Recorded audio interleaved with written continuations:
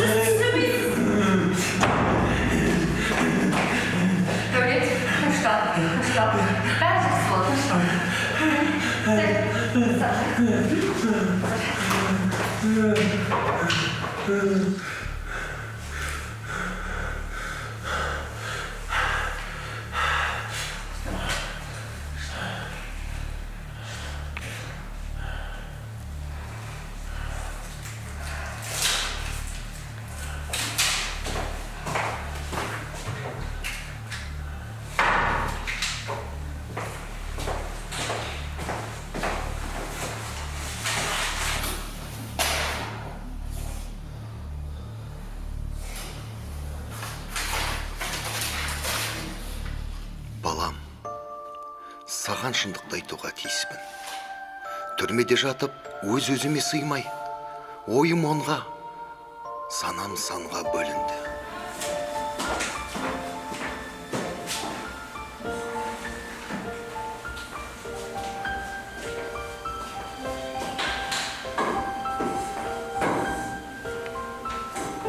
Сенің анаңды нашақор еткенде, тіпті оның өліміне себепкер болғанда, жалғыз мен, мына мен кінәлімін. Дүниенің соңына түскен бейшара әкеңді кешіре алмассың.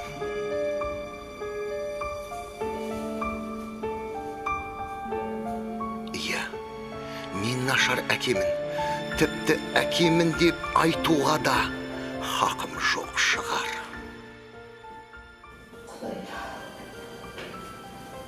Құдайда, сенің не кінәң бар еді? Сорлы балай, сорлы балай.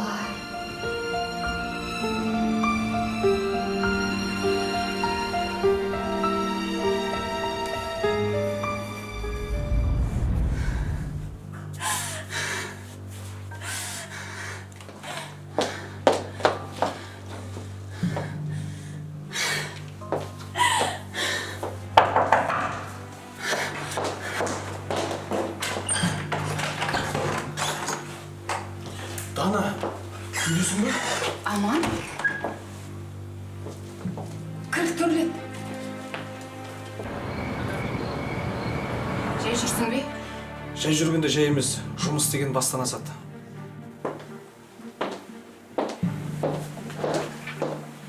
Өткендегі әрең дегенде қол жеткізген тендер бар емес па? Дана! Дана! Дана! Кел мұнда отыр. Дана! Саған не болған?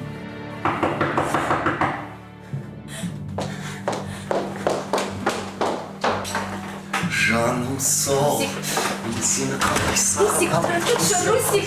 Тұра тұршы деймін. Мынауыңда да. Бұл бірге жұмыс жасайтын жігіт. Менің серіктесім Аман. Ал бұл Руслан. Сонда не, сенің серіктесің болса, үйіңнің төріне келіп, жұмыс жасайсыңдар ма? Әлде бұл сен үйің төріне отырып алатын? Қатты жақының деді. Русик, о не дегенің? Жұмыс бабымен келген.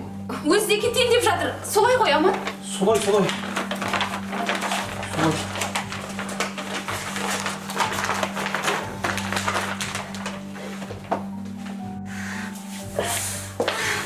Дана, менің саған келген себебімді айтайын. 2 ай бойы маңдай терімізбен тапқан тендеріміз уысымыздан ұшып барады. Дана, жұмысқа орал, кездескенше. Русик, жан. Тоқта, есік жапшы.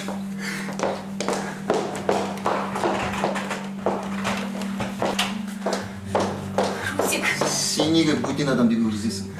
Русик, жаным, қойш. Әкелдің бе, соны айтшы. Әкелуіне әкелдік қой. Бірақ... Ақысы ма? Бұл мәселе емес.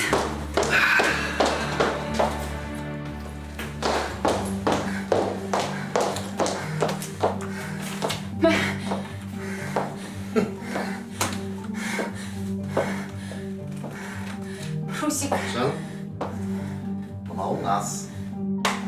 Мен саған өткен жолғысынан да кереметін алып бердім. Солай ма? Бірақ ол... баттап тұрады. Жарайды, оны қойш. Русик, ақсаған ақша ма? Енді мынауың дұрыс. Жүр мен саған одан да көрсетейін. Жаным сол.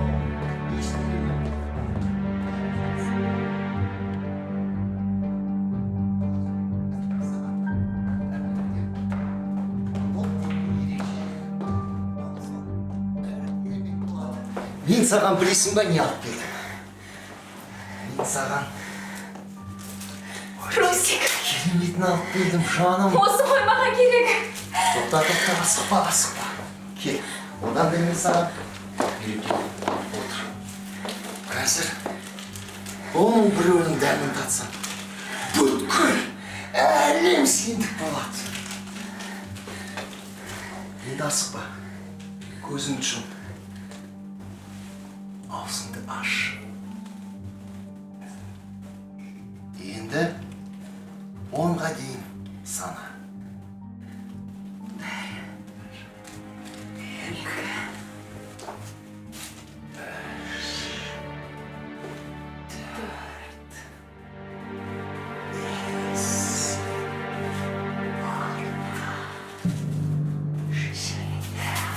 5.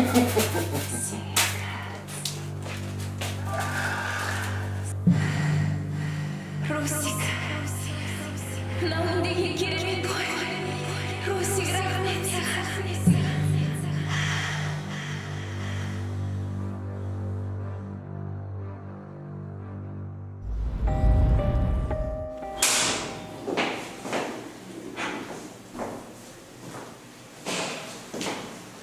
Кешіріңіз.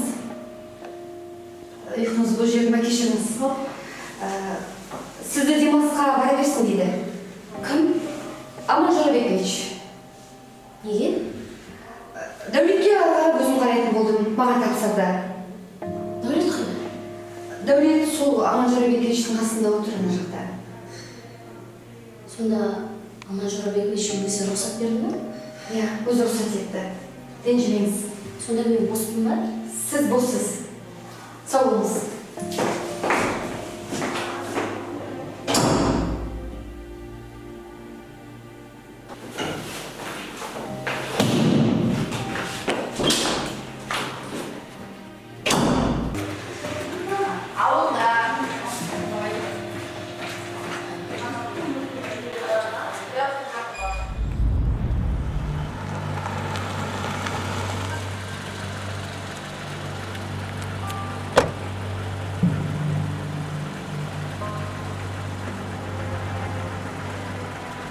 Аман қайдасың?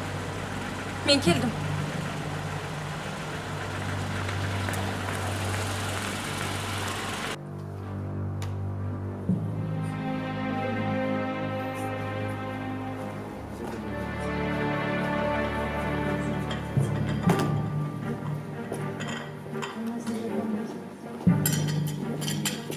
Аман екенсің ғой әйтеуір.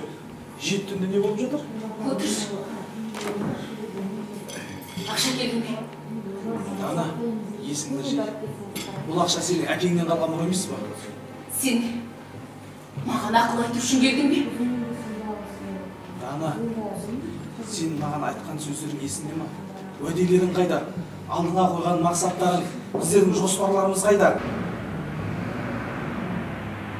Сонша көп ақшаны сен не істейсің? Айттым ғой саған шетелге кетем деп неге түсінбейсің? Дана, сен өтірік айтпа. Сен өтірік айта алмайсың. Сенің мына қалтыраған қолдарыңды көріп, мен барлығын сезіп отырмын. Осы Руслан пайда болғалы сен қатты өзгергенсің. Жетер енді. Менің шыдамым таусылды. Ақшаны бер де, кет бұл жерден құры. Менің өміріме араласатындай. Сен ешкім емессің, түсіндің бе? Солайды. Саған керек ақша ғой. Мә ақша. Мейлі, кетейін. Бірақ мен бәрін білем. Сен нашақорсың.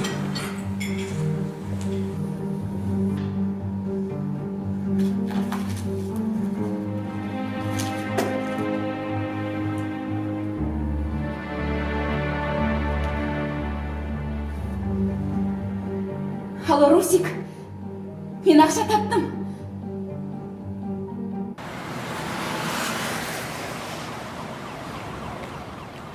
Алло, Бердіғали, қайдасың? Маған келіп кет, бір шаруа бар еді.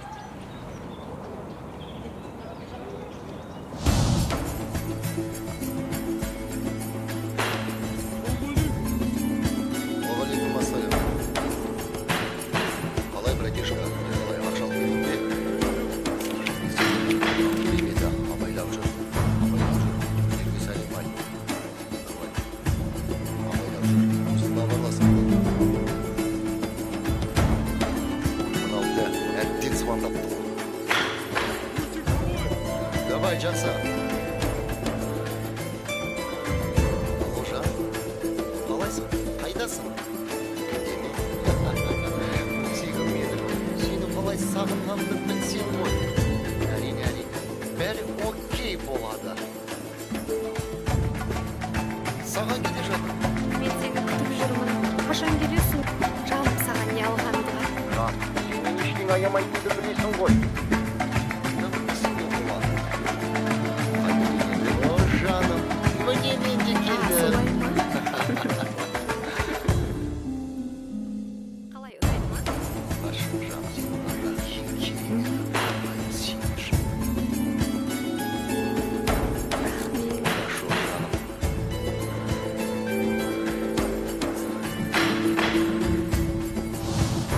Білесің бе, мынау қаладағы ең керемет қонақ үйлердің бірі.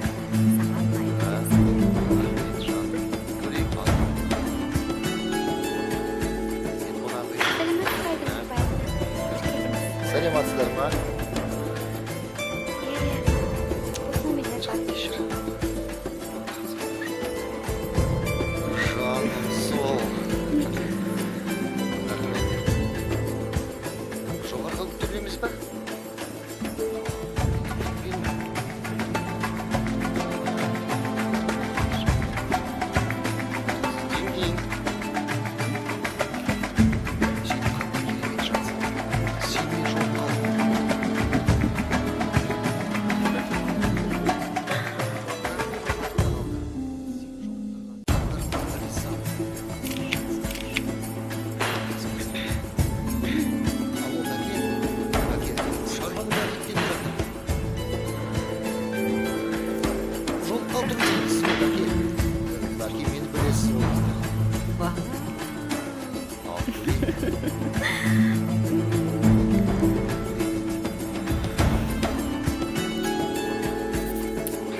Болса керек болса күліп басқа әлеме.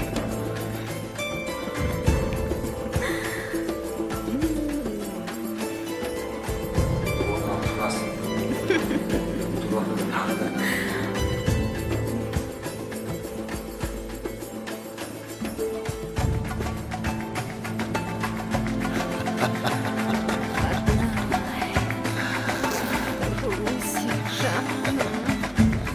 Русик.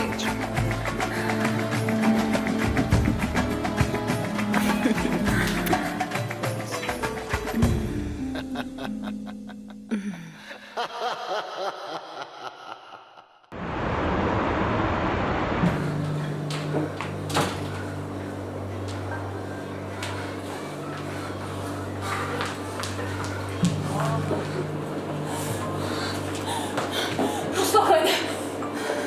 Руслан қайда деймін саған? Саған не үшін айтуым керек? Бар да өзің тауып ал. Ол қайда? Ол менің ақшамды алып қайда кетті? Айт деймін саған. Ей, сен сөз ұқпайсың ба? Кет бұл жерде. Сен қайда екенін айтпайынша кетпеймін мен бұл жерде. Ей, мынауың есі дұрыс емес па?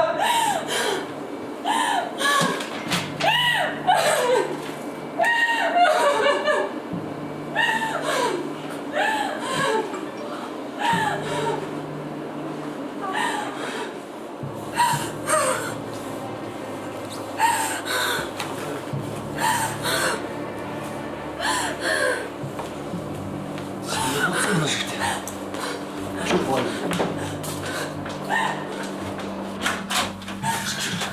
Сен не құрсың? Сен қайда жүрсің? Неге телефоныңды өшіріп тастадың? Тыңда. Қаласам өшірем. Қаласам құрсам.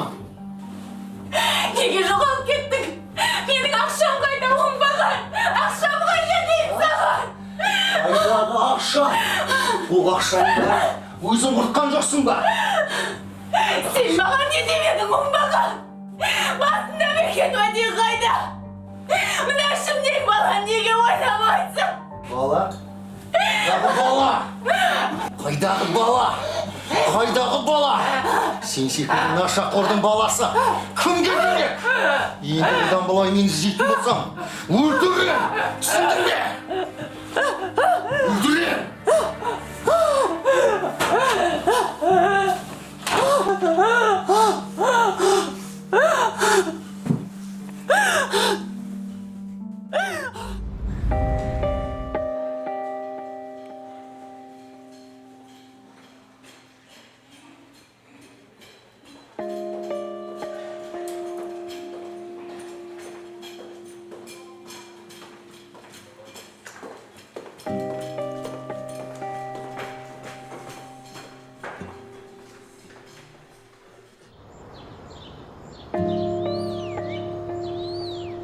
Дәулет, көңіл күйің қалай?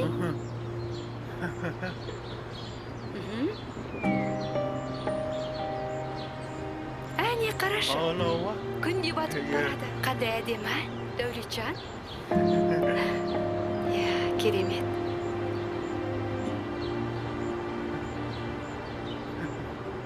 Аған сені далаға көбірек сүйреп демедім. Не қарашы, таза орда жүрген саған өте пайдалы. Денсаулығына да пайдалы.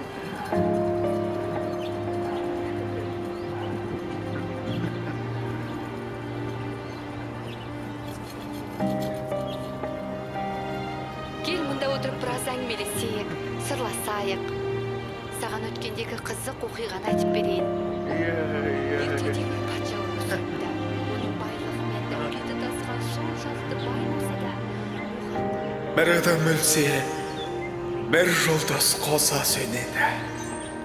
Бір кезде біреу осылай маған деп еді. Есімде әлі, біреудің бұлай дегені, бір адам туса, бір жолдас бірге келеді. Сенбесең сенбе, осыған әйтеу мен сенем. Құлазып қалам, бір жұлдыз ағып сөнсе мен. Несі бар оның? айыппа адам тағдырын бүкіл ғаламның биіктігімен өлшеген. Аспанда кейде бір жұлдыз ағып баратса, тұрамда қалам бұралмай қалған сағатша. Керемет неткен адамның келте өмірін жұлдыз бен жердің қашықтығынан жаратса. Иә, қарашы, далада сондай әдем болып тұр.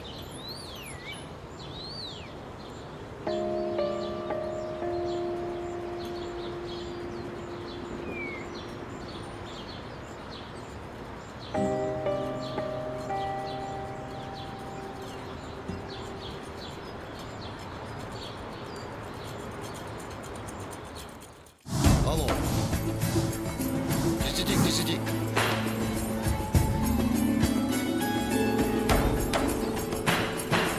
О, кімдірі ма? Ой, несі. Қанша ақша алып келдің деген.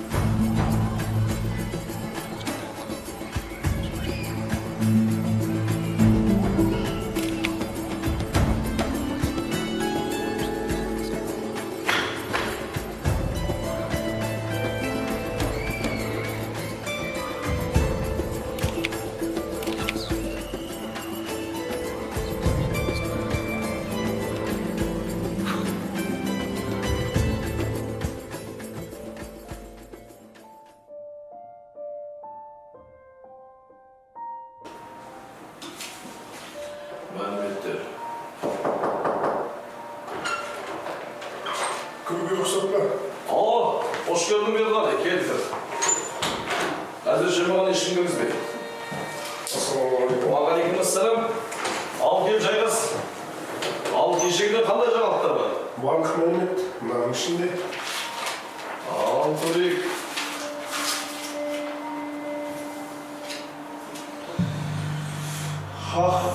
Оңбаған. Осылай болағын ішін сезіп еді. Ойымда расталды. Бір таңғаларлық жайт, есірткіні кез келген жерде сата береді екен. Және де қатты сақтанбайтын сияқты. Жексұрынның есілдері тақшы болған соң, сақтанып та ұмытып кеткен ғой. Оның үстіне әлгі көкесін танытатын көк жолдарда әлі кездеспеген ғой.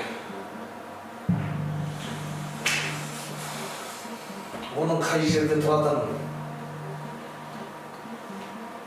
немен жұмыс жасап жатқанын білесің ба?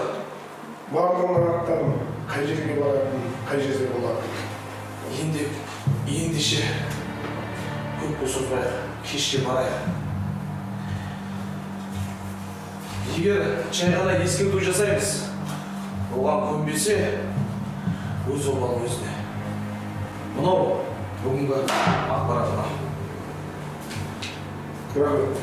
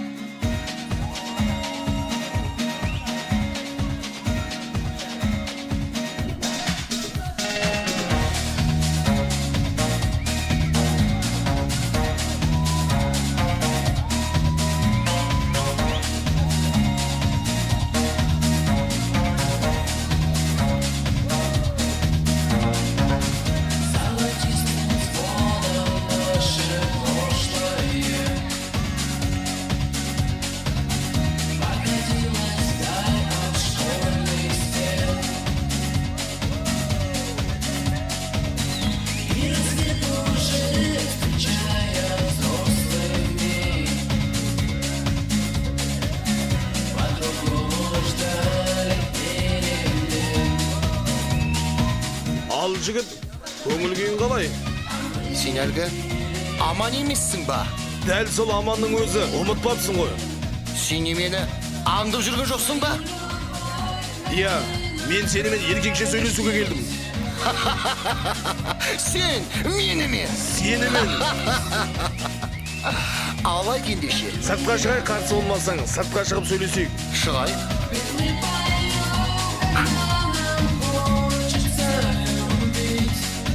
Қазір.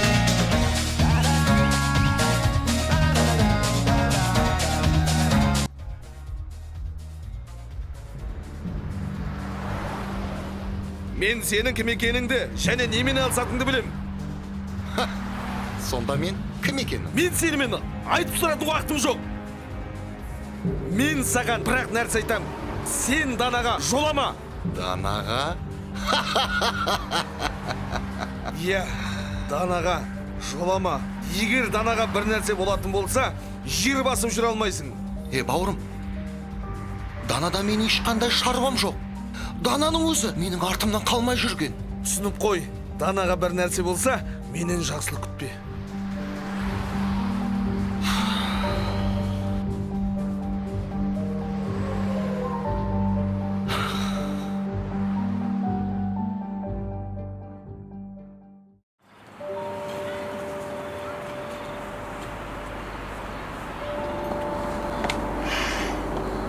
Бүгін дала сондай керемет болып тұр. Біраз таза ауада отырып, сырласайық та Бекжан. Жарайсың. Бүгін тамақты да жақсы жедім. Мен сенімен танысқаныма 2-ақ күн өтсе де, сені өмір бақи білетін сияқтымын. Сен сондай мейірімдісің, ақ көңілсің, жарайсың. Ол жаққа қарағанда, маған мұнда жақсы қарайды. Мен де келгеніме 2 күн болса да, сізді бұрыннан білетін адам сияқты бауыр басып кеттім.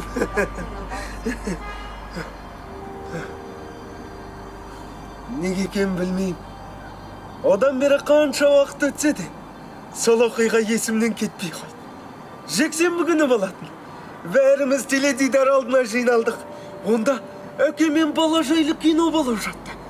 Кинода кішкентай баланың мұғаліміне мақтана айтып жатқан сөзі көкейімде тұрып қалды. Ол не айтты? Әрбір ол өз әкесіне ұқсағысы келеді, деді ол. Мен осы сөзді естіп, кенет күліп жібердім. Сол кезде тәрбие шапай көргенсіз деп желкемнен түйіп жіберді. Ал мен одан бетер есінен адасқан жынды адамша күле бердім.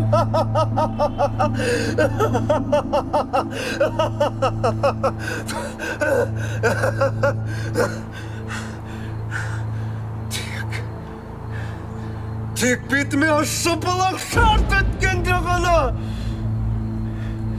есімді жиып кілт тоқтай қалдым.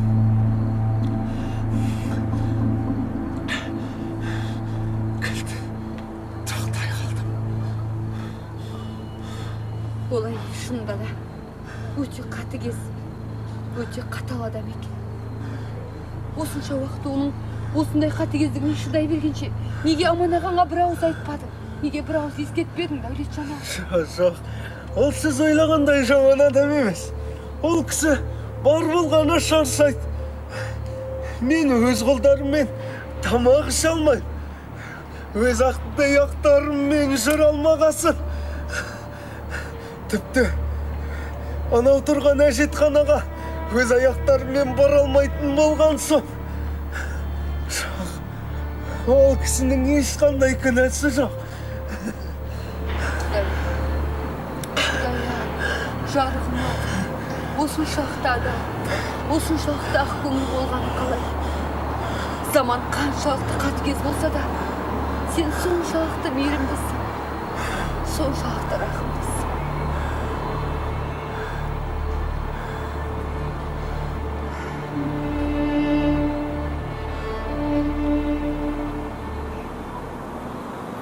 Дәулет, мен саған бірдеңе айтсам ренжімейсің бе?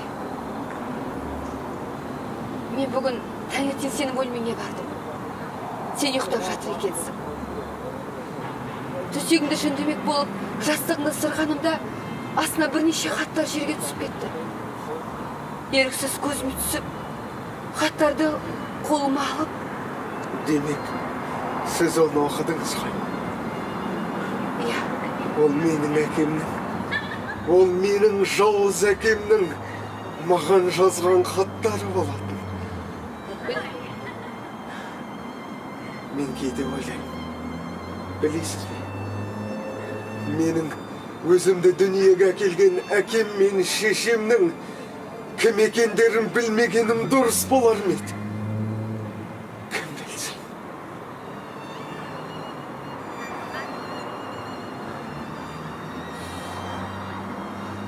Шаршадым. Мені бөлмеме барыңызшы. жақсы.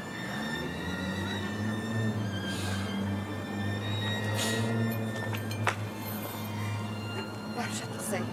Шаршадым. Шынында да.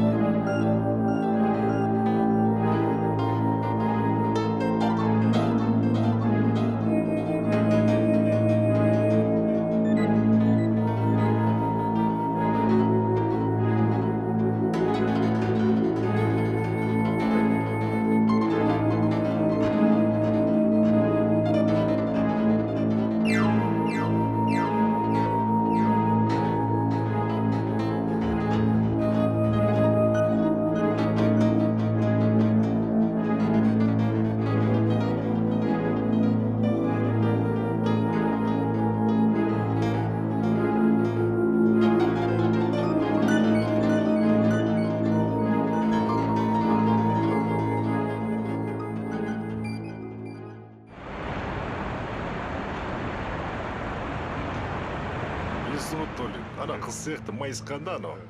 Соның тек жағын айыр. Оу, бауырым, қайда бара жатырсың? Ассалаумағалейкум. Уағалейкум ассалям. Сен кімсің? Танымадым. Жігіттер бар, жүр, жігітше сөйлесейік. Беканың атынан келіп тұрмыз. Ұстаңдар, жігіттер! Тоқта!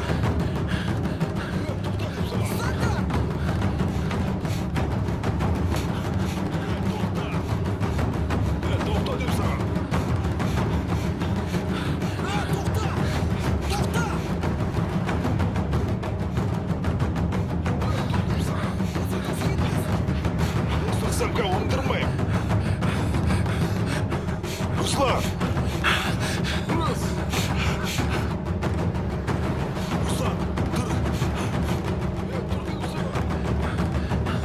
Ұстаңдар, ұстаңдар!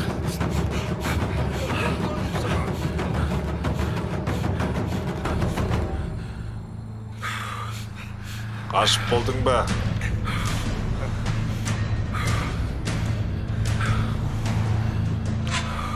Бек сені күтіп болдым.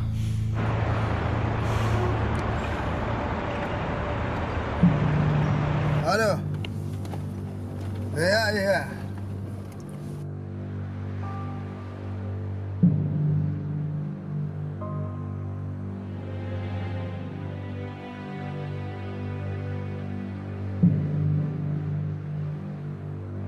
Екі лимон. Ертең сен әкелуің керек.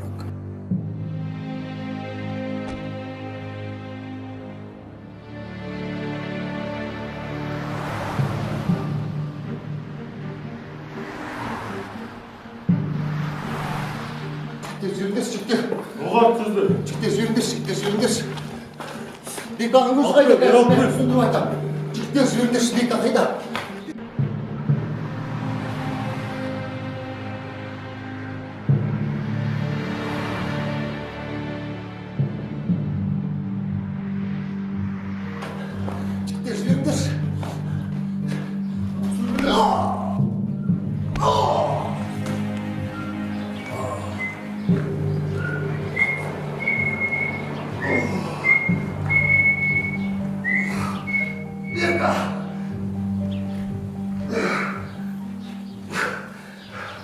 Бека. Қайда қашқалы жүрсің? Бека, мен ешқайда қашқан жоқпын. Бека. Білесің ба, бұл қалада менің қашқан адам таң көрмеген. Бека. Бека деме. Тыңдама. Сен бүгін кешке ақшаңды маған 2 есе қылып әкелмесең, сен де таң көрмейсің. Түсіндің ба? Бека, түсіндім. Түсіндің ба? Бека, түсіндім. Бека. Ана. Бека.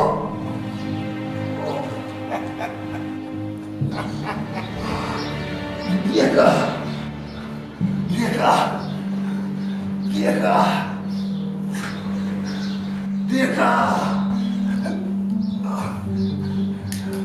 Бека. Бека. Bir hafta ver Beka.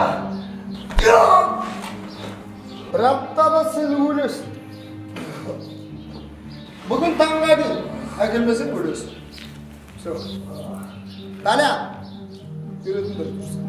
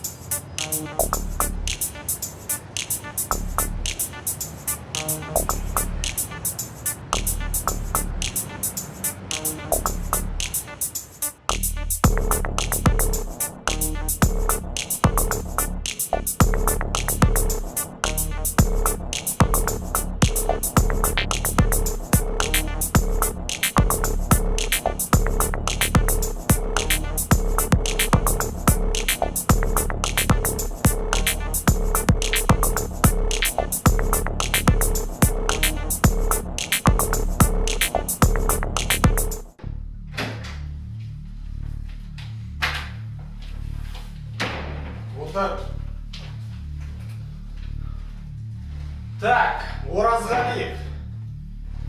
Қашаннан бері есірткімен айналып жүрсіз. Мен саған айтып тұрмын. 6 айдан бері немен айналысып, бәрін естіп тыңдап отырмыз. Жеңілдікпен жақсы. Бәрі жала. Жала. Ешқандай естіген білмеймін. Ешкімді танымаймын. Онда ақшалар кімдікі? Мына ақшалар кімдікі? Білмеймін. Жақсы, білмейді екенсіз. Мына есірткілер қайдан шықты онда? Маған өзімнің қорғаушым керек. Қорғаушым болмаса мен ештеңе қолдап қоймаймын. Не дейсіз? Менің кегімнен сол. Фотосуреттерге не айтасыз? Жас өспірімдер бар. Алда барба, жас қыздарды зорла!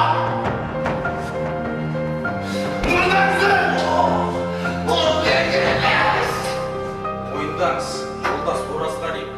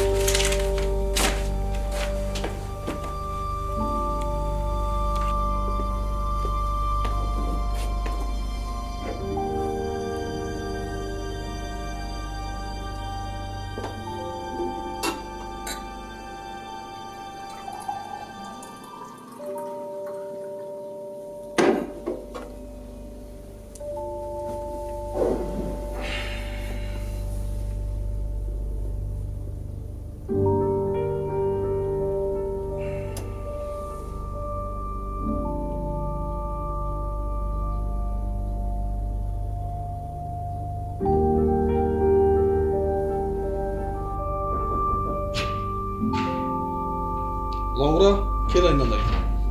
Саламатсыз ба? Келіңіз, жайрасыңыз. Дәулеттің қазір жағдай қалай, жақсы ма? Жағдайы жақсы. Ауруханадан шығып үйге келгелі бері қуанып жүр өзі. Әлгі Германиядан алынған екпенің жақсы нәтижесін бергендесі мен де бір қуанып қалдым. Өкініші сол, мен Дәулеттің жанында көп бола бермеймін. Жұмыс барысымен қалаға дегендей. Оның үстіне Дәулет те маған ренжитін сияқты. Жоқ, о не дегеніңіз? Керісінше Дәулет сізді өте жақсы көреді. Иә, әр сөзінде сізді мақтап та, мақтанып та айтып отырады. Дәулет жалпы өте ақылды, ерекше бала ғой. Сізден сұрайын деп жүредім. Шынында да оның анасы да сондай бір жақсы адам болған шығар деп кейде өзім ойлаймын. Иә, анасы керемет жан еді. Мен Дананы алғаш көргенімде ол небәрі 16 жаста еді. Дананың әкесі Болат аға маған көп көмектесті. Маған туған ұлындай көмектесіп. Әлі есімде Болат аға жол апатына ұшырап, өмір мен өлімнің арасында қатты қиналып жатқан кезде мені жанына шақырып алып, Дана саған аманат деді де кете барды. Сол күннен бастап мен Данаға туған ағасындай қарап, аманатқа қиянат жасама дегендей оқыттым, жұмыс барысымен таныстырдым. Ол өзінің пысықтығыменен жұмысты алып шықты. Дана ақ көңіл сенгіш еді. Сол сенгіштігінің арқасында бар өмірінің күл талқаны шықты. Иә, маған Дәулет бәрін айтқан. Жалпы менің түсінбейтінім, Дана соншалықты ақылды, соншалықты білімді бола тұра, неге нашақорлыққа салынды екен деп ойлаймын. Әлгі оңбаған Руслан жас қыздың көзін байлап, үлкен жоспар құрды. Сол арманына жетіп, ақыр соны құртып емеспін. Сіз оған ара түсіп көмектескен шығарсыз. Иә, Руслан өз жазасын өтіп жатыр. Қылмыс үстінде ұсталды.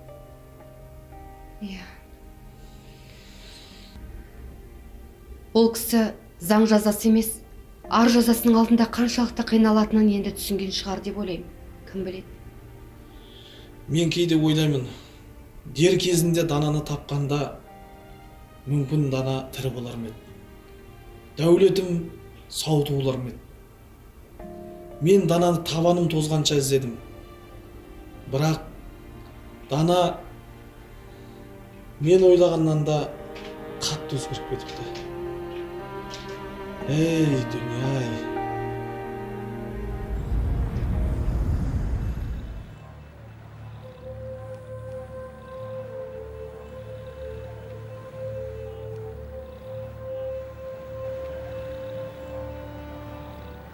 Мына қыстағы келген бе мына жерге?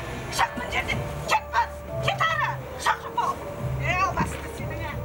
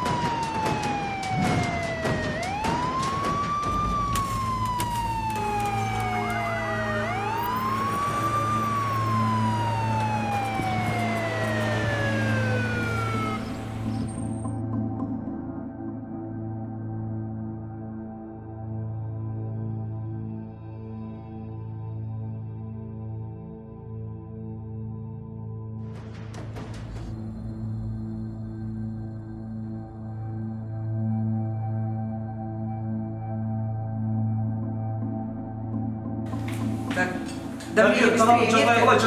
нам мешаете, пожалуйста, выйдите отсюда. Выйдите вон отсюда. Давление сужит на 6.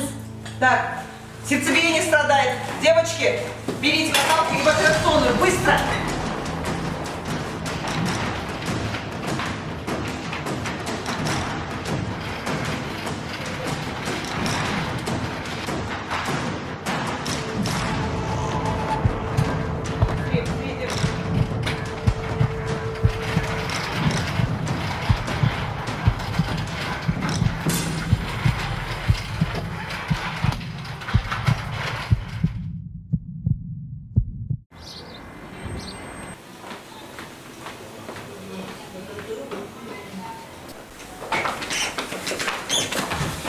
Дәрігер, Дананың жағдайы қалай? Мы сделали все, что было в наших руках. Мы ее потеряем. Успокойтесь. Вы мужчина. Ал баланың жағдайы қалай? Он жив. Насчет него вы спросите у врача-педиатра.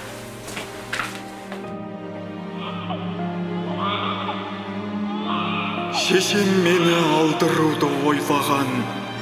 Әкемде де мейірім жоқ әкелек.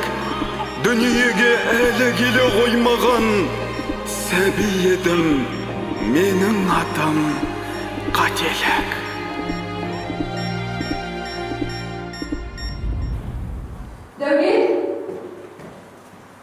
Дәулетжан, сен осында отыр екенсің ғой. Халің қалай? Вақытыңыз болса, менің қасымда кішкене тұра тұрасыз ба? Әрине тұра тұрайын. Маған бесік жырын айтып бересіз бе?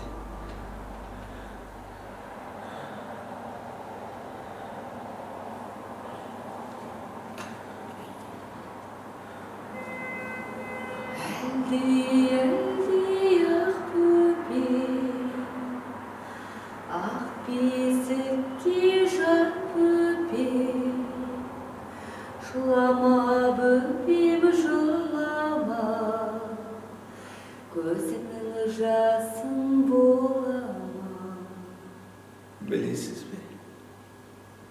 Мен осы бесік жырын тыңдаған сайын өзім өмірімде көрмеген марқұм анамды көз алдыма елестетем. Есірткі сатып есірген әкемнің алдауына, арбауына түскен аңқау анамды ойлаймын.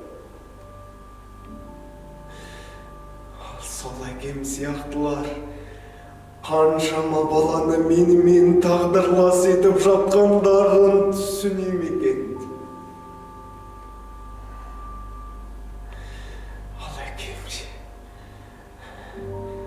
Есірткі сатып есірген әкем, әке деген атқа лайық па? Жоқ.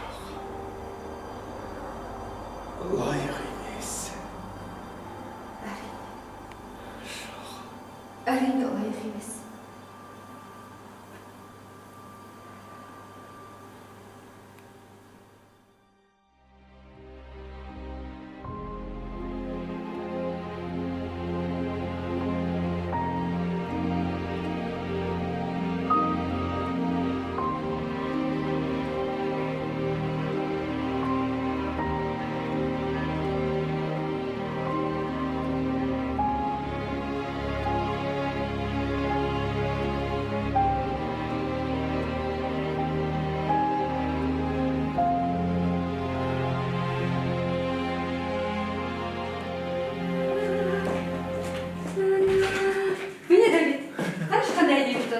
Иә.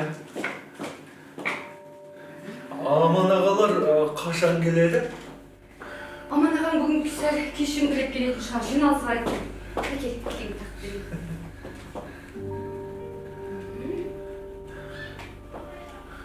Аман ағам саған үлкен тосын сый жасағалы жүр. Солай ма? Ол қандай тосын сый? Тосын сыйды айтуға болмайды. Қазір қонақтар да келіп қалар. Қазір не қашайды? Ерболат ағалар жинап келген. Иә, қазір көрейін.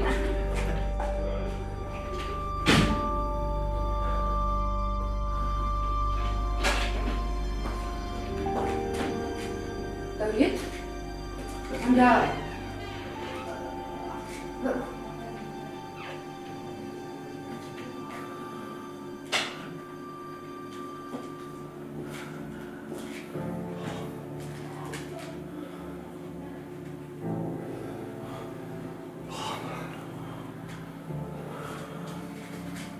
Білесің бе, мен осы күнде қанша күттім.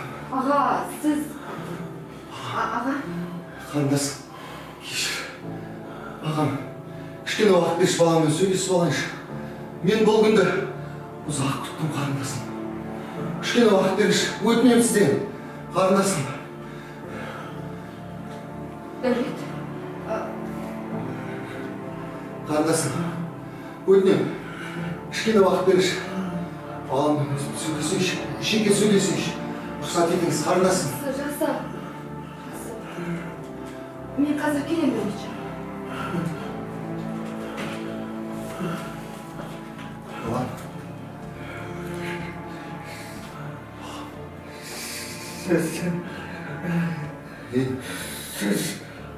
Бүгін осы уақытыдан болса сені іздеуім еді.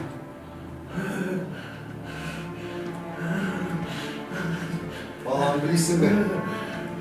Мен осы күнде қанша жыл күттім, балам. Кетіңіз. Жақындамаңыз маған. Кетіңіз. Балам, олай демеші маған, балам. Кетіңіз. Балам, кешірші мені. Кетіңіз деймін мен сізге. Жоламаңыз маған. Балам. Сіз не білесіз? Білесіз бе? Менің 20 жыл бойғы азапқа толы өмірімді білесіз бе? Таңы қарып атқаннан, кеш қарайып батқанға дейінгі менімен ешкімнің сөйлескісі келмей, әжімалап күлі сырт айнала бері аяйтындарын білесіз бе? Жоқ, білмейсіз. Кетіңіз! Кетіңіз бұл жерде! Кетіңіз! Кетіңіз!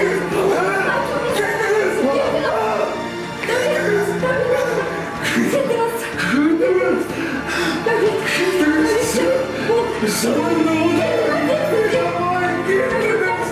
Кетіңіз, құдай шипаңыз!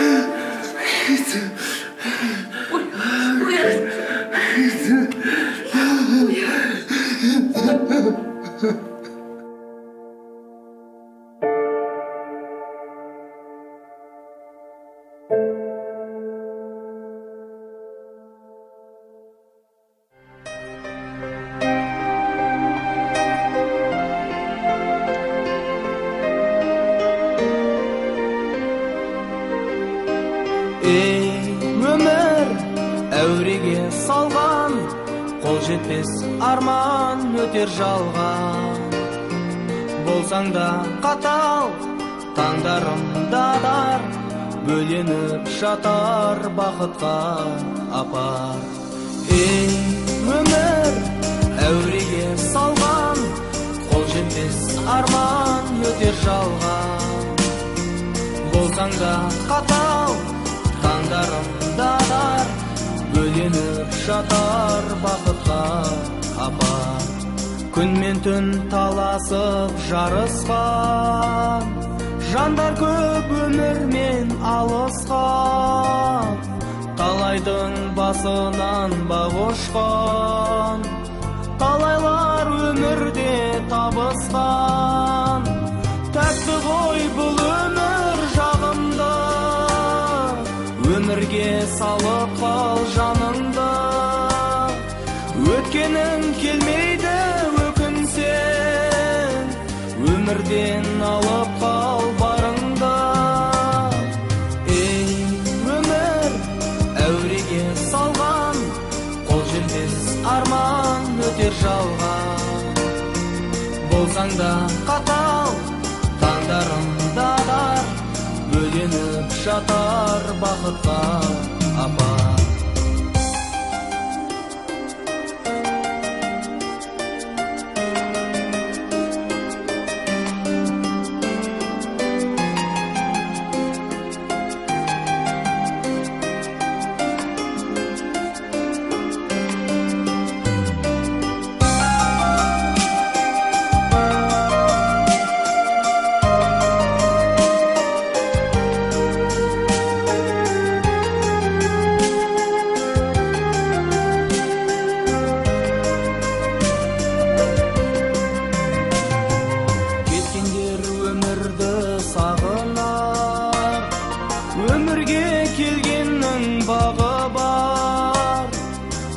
Сен өмірдің жаны бар, өмір мен шырағың жағы